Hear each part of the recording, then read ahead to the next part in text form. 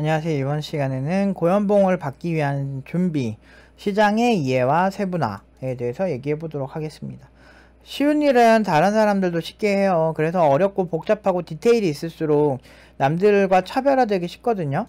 근데 이제 이런 것도 시장을 이해하고 차별화를 좀 하셔야 돼요. 그래서 좀 간략하게 말씀을 드리면, 일단은 고연봉 받기 위해서 제가 지금 당장 떠오르는 그런 생각들을 말씀을 드리면, 첫 번째 시장은 생산성이 중요한 시장이 있어요. 예를 들면 SI나 단발성 프로젝트 또는 신규 프로젝트, 약간 프리랜서 쪽이 이게 이렇게 고연봉을 설계하기 좀 좋은 시장이거든요. 그러니까 예를 들면 생산성이 중요한 시장이 코드의 재사용성을 최대한 극대화해서 큰 수익을 창출할 수 있어요. 그러니까 비슷한 패턴의 홈페이지를 계속 만들어주고 그런 것들을 계속 빠르게 생산해서 돈을 벌거나 그런 프리랜서를 하는 것도 방법이고, 실제로 그렇게 해서 돈을 많이 버는 케이스도 존재하고, 뭐 프리랜서라고 다 이게 쉬운 일만 하는 건 아닌데 되게 복잡하고 어려운 일들도 있어요. 근데 뭐 아무튼 되게 뭐 별의별 일들이 있는데, 여기서 포인트는 생산성이에요. 특히나 제가 스프링으로 이제 비슷한 홈페이지를 계속 많이 만드는 SI를 많이 봤었는데, 그런 프로젝트 많이 했었고, 근데 그때도 이게 생산성만 좋으면 빠르게 납품을 하기 때문에 단가는 똑같이 받는데 납품이 빠르기 때문에 돈을 빨리 버는 그런 장점들이 좀 있어요. 대신에 이제 비슷한 프로젝트만 하다 보면 실력 향상이 이제 애매하게 될 수 있다는 거죠. 그래서 이런 케이스는 좀 잘 섞어서 일을 해주는 게 좋아요. 실력 향상도 같이 가려면. 그래서 제가 20대 초반부터 한 중반까지 많이 있던 시장이에요. 그래서 비슷한 테크닉만 하다 보니까 실력이 많이 늘지 않아서, 그때 한 8개월 정도는 내가 나를 이렇게 과외만 하면서 최소한의 돈벌이만 하면서 내가 공부를 해야 되겠다 해서 iOS를 그때 새로 도전을 했었거든요. 그래서 이 시장도 근데 생산성 좋고 한 플랫폼에 진짜 고효율적인 퍼포먼스만 날 수 있는 개발자가 된다면 이쪽도 충분히 고연봉이 될 수 있고요. 그리고 두 번째 시장은 돈이 많이 도는데 어려운 시장들이 있어요. 블록체인이나 인공지능 뭐 이런 시장인데 가장 베스트 시장이에요. 팀노바에서 제일 좋아하는 시장이에요. 근데 돈이 많이 돌아요. 대신에 돈이 많이 도는 대신에 개발자들을 구하기가 되게 힘든 시장이기도 하거든요. 그래서 이런 시장은 이렇게 나오자마자 몸값이 확 뛰어오르는 경우가 되게 많아요. 그래서 블록체인에 대해서 제대로 하는 개발자들은 국내에 그렇게 많지 않을 거고, 그렇게 제대로 하는 개발자들도 사실은 지금도 발전 중이거든요. 그러니까 계속 바뀌고 있어요. 뭐 이더리움에서도 새로운 또 패러다임을 많이 얘기를 하고 있고, 그거를 이제 쫓아가기도 버겁거든요. 사실 개발자가 봐도 버거운데 일반인들은 얼마나 힘들겠어요. 그래서 새로운 패러다임, 뭐 레이어 1, 레이어 2 막 이렇게 하면서 또 레이어 2가 필요가 없을 수도 있을 만한 또 레이어 1 기술이 나오기도 하고 왔다 갔다 하는 거야. 그래서 이런 개념들에 대해서 다 알면서 실제 소스 분석까지 하면서 메인넷을 런칭하고 자체 그런 그 패러다임을 만들어갈 수 있으려면 공부가 진짜 많아야 되거든요. 인공지능도 마찬가지예요. 대학에서 새로운 인공지능, 그러니까 인식 부분에 있어서도 논문이 계속 나와. 새로운 게 계속 나와. 그러니까 공부 미친듯이 많이 해야 되고, 중요한 거는 그냥 공부를 아무것도 모르는데 지금 당장 여러분들이 인공지능 논문 본다고 바로 코드 짤 수 있어요? 못 짜지. 물론 이제 숙련된 개발자 제외하고요. 그러니까 대부분의 초보자들이 제 영상을 많이 보니까, 초보자분들이 만약에 내가 지금 웹 개발만 하고 있는데 지금 당장 인공지능 논문 본다고 인공지능 할 수 있어? 아니라는 거지. 그래서 제가 포괄적으로 올라운더 개발자가 되셔야 이런 거에 훨씬 강해진다고, 훨씬 체제 변화가 빨라지고, 새로운 기술 계속 나올 때 논문 검토를 하든 뭘 하든 상관없어, 나는 할 수 있어, 나는 웹 개발자 뿐만이 아니고 나는 다 할 수 있는 개발자야, 나는 항상 준비된 개발자야, 난 뭐든 할 수 있어, 이런 마인드로 준비를 미리 좀 포괄적으로 해놔야 된다고 했잖아요. 운영체제 공부도 많이 해야 되고, 블록체인 네트워크를 이해하려면 운영체제도 다 간접적으로 이해가 다 필요하고요. 뭐 TCP/IP나 뭐 UDP나 이런 어떤 프로토콜 이해도 필요하고, OS 체계층에 대한 이해도도 필요하고, 사실 되게 이해도가 되게 많이 필요하거든요. 근데 이런 부분에 대해서 포괄적으로 팀노바에서 공부를 시키기 때문에 사실 저런 분야에서 고연봉으로 가는 친구들이 많은 거예요.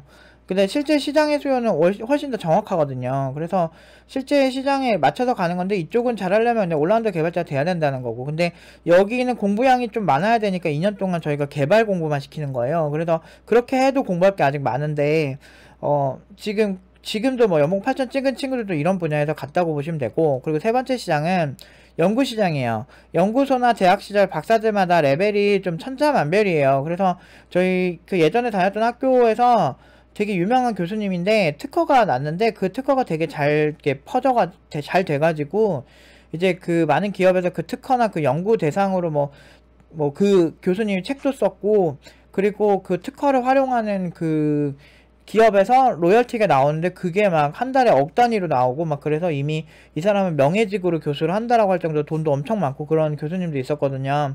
그러니까 이런 분야는 확실히 스페셜리스트 면은 진짜 박사학위 땄는데 그 사람이 쓴 논문이 업계에서 많이 유명하고 되게 권위 있는 그런 학술지에 올라가고 그렇게 하는 경우에는 되게 잘 되는 것 같아요. 그래서 그런 경우는 이제 기업이나 정부에서 투자도 되게 잘 되고 그렇게 해서 잘 되는 경우를 많이 봤거든요. 근데 이런 경우는 사실 박사학위까지 본인이 따야 되고 엄청난 연구도 해야 되고, 그러니까 사실 쉬운 게 없어. 공부도 막 진짜 공학에서 박사학위 따려면 보통 5년 이상 하는 경우가 많은데, 그 석사 막 2, 3년 했다고 치고 뭐 3년, 그러니까 넉넉 잡아 3년 잡고 박사 5년 잡아도 한 8년이잖아요. 그러니까 학사도 4년이고 그러면은 거의 10몇 년 동안인데 그동안 연구만 계속 주구장창 해야 되고 생산적인 활동, 물론 이제 박사학위 하면서 뭐 강의도 하고 뭐 이렇게 하긴 하지만 그렇다고 해서 메인으로 돈을 확 버는 이런 느낌도 아니잖아.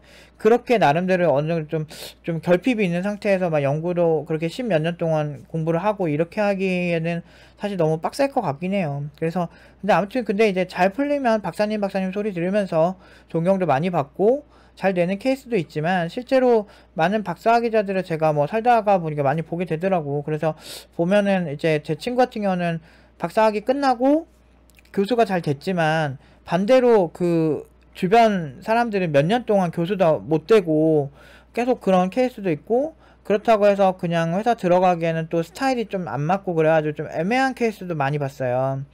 그러니까 그런 부분도 좀 생각을 좀 하셔가지고 좀 이 시장은 좀 봤으면 좋겠는데, 그래도 보면은 뭐 대전에 유명한 막 연구단지도 있고 그러잖아요. 그 대전에 그런 얘기가 있어. 대전의 부자들은 다 박사학위 연구원들이다, 이런 얘기가 있을 정도로, 그 정도로 이제 또 잘 풀리면 또 대박이 있는 시장이긴 하죠. 그리고 마지막에 아키텍트. 그러니까 그 CTO나 진짜 회사를 좀 짊어지고 가는 그런 사람들은 아키텍트적 역량들이 되게 뛰어나요. 기술도 기술인데 기술에 대한 해석도 굉장히 좋고, 기술 선정 이유도 굉장히 있고, 그 기술의 틀을 만들어가는 체계 같은 사람들이야. 그래서 이제 예를 들면 뭐 이렇게 여러 회사들의 오픈 API들 보면 비슷비슷하지만 다들 스타일이 좀 다르거든. 그거 다 CTO들이나 그 균형을 잡아가는 사람들이 다 만들어가는 거거든요. 이게 유명한 기업도 다 스타일이 조금씩 달라요. 다 똑같지 않아요. 그렇기 때문에 이 CTO가 가진 게 중요한데, 이게 CEO 입장을 이해하면 되는데, 예를 들어서 우리가 IT 업계를 가는데 CEO가 비개발자예요. 돈은 잘 끌어오고 뭐 경제적인 이런 생각이나 이런 건 굉장히 뛰어난 CEO들이 많거든요. 돈도 투자도 잘 받고, 그러니까 똑똑한 CEO도 존나 많아. 보면은 스펙도 진짜 괴랄하게 정말 대단한 사람들 정말 많고, 나 창업지원 예전에 프로그램 갔을 때 내가 얘기했잖아. 옆에 계신 분이 예일대 출신이었고, 예일대 그것도 석사, 예일대에서 학사 석사 하셨던 것 같아. 그리고 전문연구원 하셨다고 그랬었고, 근데 그분도 되게 세련되고 멋있었고, 그리고 그 옆에 분은 삼성에서 7년 일하다가 미국에서 석사 따고 와서 한국에서 창업했다고 하겠다고 이렇게 왔던 분이었고, 우리 같은 팀이었어. 그 창업 지원 때 제가 28살 때 그때 옆에 분들 다 그런 분들이었고, 그런 사람들이 널렸어요. 진짜 창업시장 가면 널려있어. 진짜 잘났다는 사람들 존나 많아 진짜. 그러니까 CEO들이 제일 스펙 제일 좋을걸, 평균적으로 봤을 때. 그러니까 본인들이 잘났으니까 사업을 하고 싶어 하는 거야. 그런 경우가 되게 많아요. 근데 이런 사람들이 가진 트라우마가 뭐냐면 제가 그때도 웃겼는데, 그때 내가 중간에 하다가 이거 창업 지원하는 그냥 내가 SI 해가지고 돈 벌어가지고 창업하는 게 낫겠다 그 생각을 하고, 왜냐면 내가 그때 나름 잘 벌었거든 돈을. 그래서 SI 몇 개 뛰고 프리랜서 몇 개 뛰면 여기 창업 지원 받는 것보다 훨씬 돈 잘 벌겠다. 그 기간 동안 쟤네들이 비위 맞춰주느니 역시 정부 프로젝트란, 이러면서 되게 싫어했거든. 그래, 아, 저 그냥 빠집니다. 대표님들 화이팅 하시고 꼭 성공하십시오. 이러면서 나왔지, 10년 전에. 그러니까 나오고 났는데 전화 다 와. 그러니까 자기네 개발 좀 도와달라고. 유일한 개발자가 나였거든. 거기, 난 개발자 출신 이제 CEO가 되려고 했던 거고. 그 나머지 분들은 비개발자. 근데 이런 사람들이 원하는 사람들이 뭐냐면, 그러니까 이런 설계부터, 회사 체계부터, 기술 체계부터 모든 걸 잡아줄 수 있는 거야. 그리고 CTO가 뛰어나고, 그 개발팀장이 뛰어나잖아. 그러면 같이 일하고 싶어 하는 사람들이 가슴이 두근두근 뛰는 게 있어. 좀 뛰어난 그런 CEO나 CTO들 보면. 그런 사람들은 들어오는 그런 개발자들의 레벨까지 만들어요. 레벨까지 좌지우지 해주는 사람들이야. 그런 사람들을 누가 싫어하겠어. 그러니까 그 회사의 한 체계라니까? 대표 보고서 개발자들이 들어간다? 절대 안 그래. 그 CTO나, 아, 여기 CTO가 졸라 유명한 사람이다. 이 사람 되게 잘하는데? 이런 거에 끌려서 가는 거지. 같이 일하고 싶다. 이런 마인드가 개발자들은 단순히 CEO 뛰어난 거, CEO 뛰어난 사람들 널렸어. 진짜야. 막, 예일대, 하버드, 막 이런 데는 존나 많아요. 그러니까, 이게 내가 항상 그러잖아. 사장들 무시하지 말라고. 사장들이 무능한 사람들이 아니야. 개발을 못한다고 무능한 게 아니고, 그냥 개발을 모를 뿐이야. 근데 문제는 그런 사람들이 돈을 잘 끌어와. 막 몇 억씩 잘 끌어와. 근데 우리 회사에 또 CTO를 잘 뽑아놓으면 투자도 잘 된다? 엔젤들 보면 너네 회사 구성원이 어떻게 됐니? 라고 많이 물어봐요. 그래서 그 구성원이 뛰어나면 그 구성원들에 대해서 굉장히 호의적으로 보고 묻지마 투자까지 하는 경우도 많아요. 그래서 CTO가 가진 역량이나 이런 생각들이 굉장히 뛰어날 필요성이 있다라는 거지. 그렇기 때문에 이게 굉장히 이런 CTO가 누구냐에 따라 다른데, 이런 CTO가 되려면 결국에는 그 위에 3개의 레벨 중에서 하나라도 뛰어나야 된다는 거지. 고생산성을 보여주는 퍼포먼스를 보여주던지, 아니면은 신기술이나 새로운 기술, 또는 이 창업자가 하려는 분야에 있어서 좀 깊이 있게 잔뼈가 굵어야 된다든지. 특히나 이게 기술 기반 스타트업인 경우는 더 기술력이 더 뛰어나야 하죠. 아니면 논문을 진짜 엄청나게 잘 써서 그 논문을 기반으로 해가지고 창업을 한다든지. 기술 기반 스타트업 또는 대학에서 투자 받아서 하는 경우가, 그런 경우가 엄청 많아요. 그러면은 그런 데가 잘 되는 거야. 항상 뭘 하든지. 그러니까 고연봉이 되려고 하면은 굉장히 합리적으로 생각하면 이 정도 큰 틀이 생각이 나요. 이거 말고 생각나는 거는 크게 일단 없는데, 나중에 생각나면 좀 더 공유를 해볼게요. 일단은 요 정도 선에서 계산을 잘 하시면 되는 거지. 만약에 지금 회사 생활 하시는 분들 중에 내가 제대로 아키텍트가 되고 싶다 하신다면은 거기에 맞는 공부를 찾아서 하시면 되는 거고, 아니면 내가 프리랜서라든 SI에 있는데 SI를 본인이 SI에서 그냥 근로자로 일하는 것보다는 SI를 하는 게 낫지. 차라리 프리랜서란다든지 SI 회사 차리는 게 생산성이 뛰어나거나 코드 재사용성을 활용할 확률이 높으면 SI가 낫긴 하고요. 그리고 돈이 많이 도는데 어려운 시장 이쪽은 올라운더 개발자, 그러니까 포괄적으로 많이 배워야 된다는 거죠. 이 시장이 가장 좋다. 현실적으로 이제 일반 개발자, 박사학위자 이런 게 아니라면 이 시장이, 저는 팀노바에서는 가장 좋아하는 시장이긴 해요. 2번 시장이. 그리고 4번 시장은 장기적인 목표고. 그러니까 4번이 쉽지가 않아요. 3번은 공부를 너무 오래 해야 되고, 그 연구소에서도 오래 있어야 되고, 그렇다고 해서 박사학위 땄다고 다 잘하는 것도 아니고. 그러니까 내가 그게 잘 맞아야지. 그러니까 쉬운 게 하나도 없어. 쉬운 게 없죠? 그러면은 그냥 대충 사세요. 저는 공부할 거니까. 우리 학생들이랑 같이 공부할 거고. 그러니까 그런 거예요. 그러니까 이게 쉬운 게 하나도 없는데, 이거를 쉽게 하는 방법은 작은 성공을 많이 하는 거야. 예를 들면 1번은 SI 경험을 많이 쌓으면서 그 코드 분류를 잘 해놔야 돼. 코드 재사용성을 많이 올려야 돼. 그리고 그 다음에 이런 그 코드 모듈화도 되게 잘 해놔야 되고.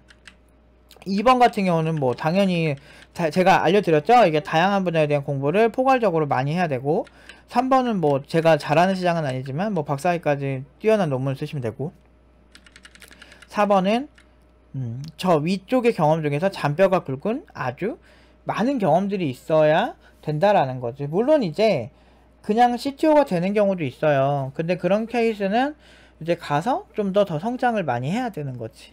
아주 작은 초기 기업 같은 경우는 바로 CTO가 되는 경우도 있기는 해요.